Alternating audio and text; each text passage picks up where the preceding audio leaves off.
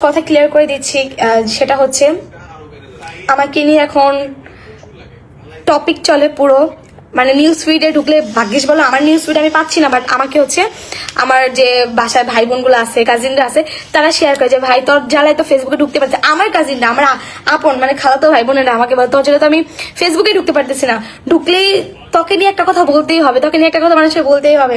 তুই কেন মালয়েশিয়া গেছিস এটা নিয়ে তো সমস্যা, তুই কেন চায়না থেকে ঘুরে এসে এক সপ্তাহ পরে মালয়েশিয়া গেছিস সেটা নিয়েও তোকে প্রবলেম। আমি চায়না থেকে বাংলাদেশে যাওয়ার পর এই যে বিয়ে রিলেটেড, আমার বিয়ে রিলেটেড এত এত ভিডিও দেখার পর আমার টোটালি আমার মন অনেক খারাপ হয়ে গেছিল, আমার মেজাজ পুরো গরম ছিল। আমি আজকে বলতেছিলাম যে কি কারণে আমি আসলাম, আমি কয়েকদিন পরে আসতাম যে মানুষ মানে আমি একটা মেয়ে আমাকে নিয়ে এতজনের সাথে তুলনা করে, আমার তো একদমই ভালো লাগে না, আমার এই জিনিসগুলো ভালো লাগে না। ইয়াসিন আচ্ছা ঠিক আছে 2টা দিন ওয়েট করো।